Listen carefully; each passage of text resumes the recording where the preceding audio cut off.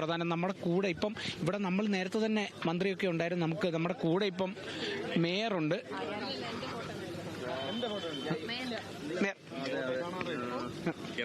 കേരള വിഷന്റെ നമ്മുടെ കൂടെ ഇപ്പം മേയർ ഉണ്ട്. അപ്പം എന്തായാലും കപ്പ് ഏറ്റുവാങ്ങി ഇനിയിപ്പം നാളെ അരങ്ങുണരുന്നു, മത്സരങ്ങളെല്ലാം ആരംഭിക്കുന്നു.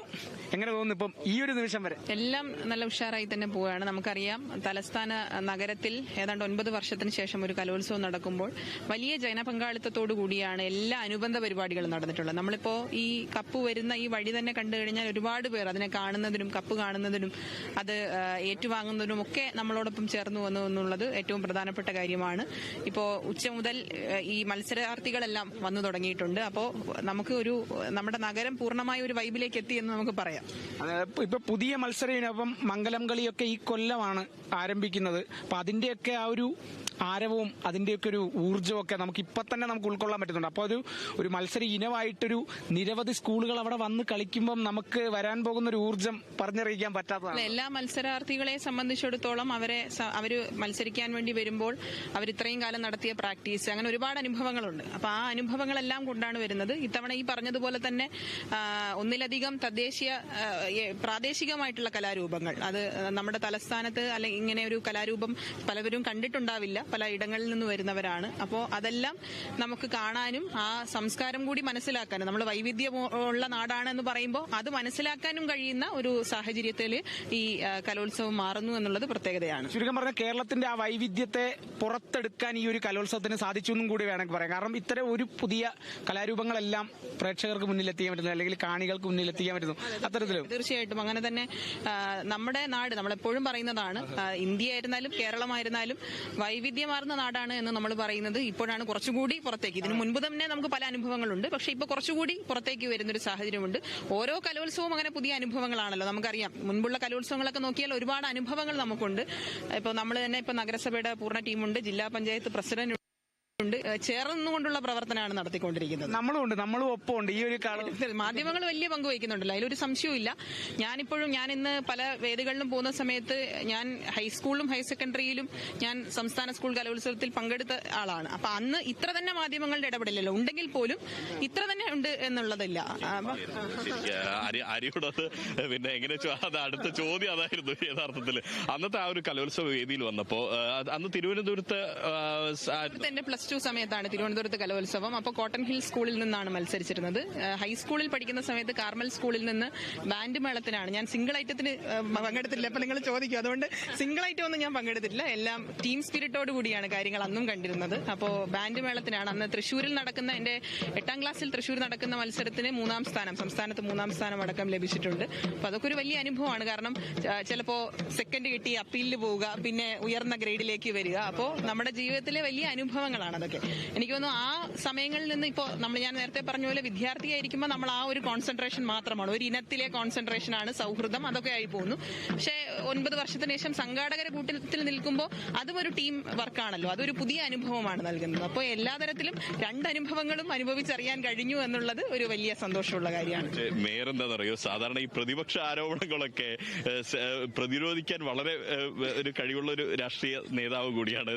അതിനു മുന്നേ നമ്മുടെ ഒരു ചോദ്യങ്ങൾ പ്രതിരോധിക്കുന്നതിന് മുന്നോടിയായിട്ട് അല്ല, ഞാൻ മുൻകൂട്ടി കണ്ടതാണ്. സ്വാഭാവികമായും സിംഗിൾ ഇല്ല എന്ന് പറഞ്ഞതിന്റെ കാരണം എന്താന്ന് വെച്ചാല്, കാരണം നമ്മളല്ലേ ഒന്നെങ്കിലും ഒരു 1-2 വരി പാടാൻ പറയും. സ്വാഭാവികമായിട്ടുള്ളൊരു ചോദ്യമാണല്ലോ. പ്രത്യേകിച്ചും യൂത്തിന്റെ ഭാഗമായിട്ടൊക്കെ നിൽക്കുന്നവർ ചിലപ്പോൾ കലോത്സവത്തിലൊക്കെ പങ്കെടുത്തവരായിരിക്കാൻ സാധ്യതയുണ്ട്. ശിവൻകുട്ടി സാഹു പറഞ്ഞ പോലെ, ശിവൻകുട്ടി മിനിസ്റ്റർ അദ്ദേഹം രാഷ്ട്രീയ രംഗത്ത് പണ്ട് മുതലേ ഉള്ളത് കൊണ്ട് തന്നെ നേരത്തെ സംഘാടകനായി വന്ന വ്യക്തിയാണ്. അപ്പൊ അദ്ദേഹം ഇന്ന് രാവിലെ ഒരു ഇന്റർവ്യൂവിൽ ഞങ്ങൾ ഒരുമിച്ച് പങ്കെടുക്കുന്നതിന് തന്നെ അദ്ദേഹം പറഞ്ഞു, ഞാൻ സംഘാടകൻ മാത്രമായിരുന്നു. അപ്പോൾ ഓരോരുത്തർക്കും വ്യത്യസ്തമായ അനുഭവങ്ങളാണ്. ഇപ്പോൾ എന്നെ സംബന്ധിച്ച് ഞാൻ പറഞ്ഞ 2 അനുഭവങ്ങളും ഉണ്ടാകുക എന്ന് പറയുന്നത് വലിയ പ്രാധാന്യമാണ്. ഇപ്പൊ നമ്മൾ വരുമ്പോൾ എല്ലാം നമുക്ക് എല്ലാ കുട്ടികളും, എല്ലാ സ്കൂളിലെ കുട്ടികളും ഒക്കെ നമുക്ക് ഒരുപോലെ തോന്നും. അന്നങ്ങനെയല്ല, അന്ന് ആ ടീം സ്പിരിറ്റ് മാത്രമേ നമ്മുടെ മുന്നിലുണ്ടാവും, നമ്മുടെ സ്കൂൾ മാത്രമേ നമ്മുടെ മുന്നിലുണ്ടാവും. പക്ഷെ അത് എല്ലാവരും എല്ലാവരും പേര് കേൾക്കുമ്പോൾ നമ്മൾ എവിടെയെങ്കിലും പ്രൈസ് പേര് കേൾക്കുമ്പോൾ നമ്മുടെ സ്കൂളാണോ, അത് സ്വാഭാവികമായിട്ട് തോന്നും. ഇന്നലെ തന്നെ ഞാൻ സ്കൂളിൽ പോകുന്ന സമയത്ത് മറ്റൊരു മാധ്യമ സ്ഥാപനം അവിടെ കുട്ടികളുമായി വീഡിയോ ഒക്കെ എടുത്തിരുന്നു. അപ്പോൾ അതൊക്കെ നമ്മളെ സംബന്ധിച്ചോളം അനുഭവമാണ്. അപ്പോൾ അതൊരു വലിയ സന്തോഷമുള്ള കാര്യമാണ്. പക്ഷേ എങ്കിൽ കൂടിയും രണ്ടൊരു പാട്ട്, പ്രത്യേകിച്ച് ബാലസംഘത്തിന്റെ ഒക്കെ വേദികളിൽ പാടിയിട്ടുള്ള ഒരാളെന്ന രീതിയിലും അതൊരു ഒരു ബുദ്ധിപരമായ ചോദ്യമായിരുന്നല്ലേ? അല്ല, ഇപ്പൊ പാടിക്കഴിഞ്ഞാൽ ഇനി നാളെ മുതൽ എല്ലാവരും ഇല്ല. അല്ല, അങ്ങനെ പാട്ടൊന്നും ഞാൻ എന്താ പറയുക, മേയർ പാടുമ്പോഴേ ഈ കലോത്സവത്തിന് വരുന്ന 15,000-ഓളം കുട്ടികളുണ്ട്.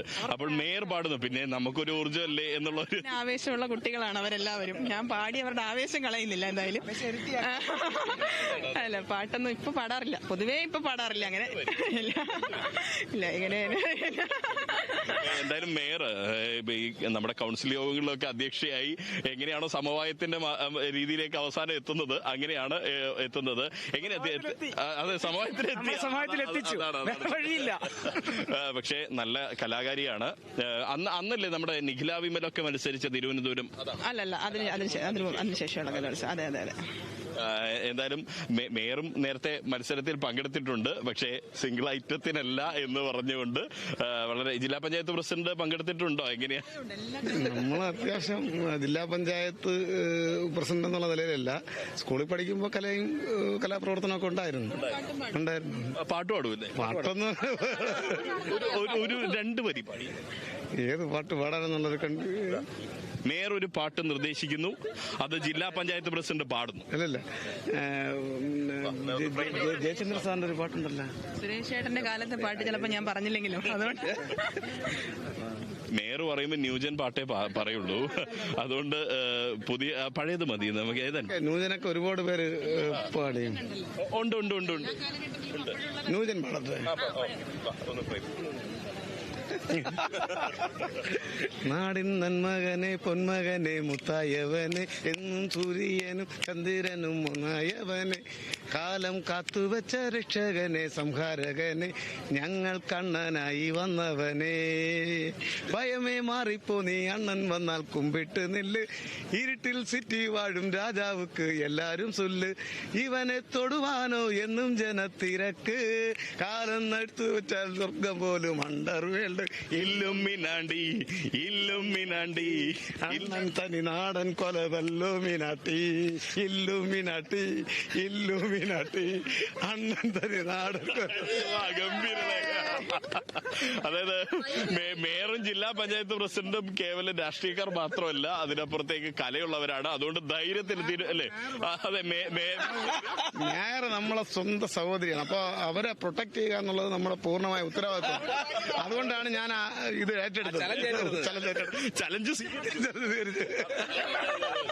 ഇതാണ് തിരുവനന്തപുരത്തിന്റെ പ്രത്യേകത, ഇതാണ്. അതുകൊണ്ട് ധൈര്യത്തിലല്ലേ തിരുവനന്തപുരത്തേക്ക് വണ്ടി കയറുക, തിരുവനന്തപുരത്തേക്ക് വരിക, അല്ലെ?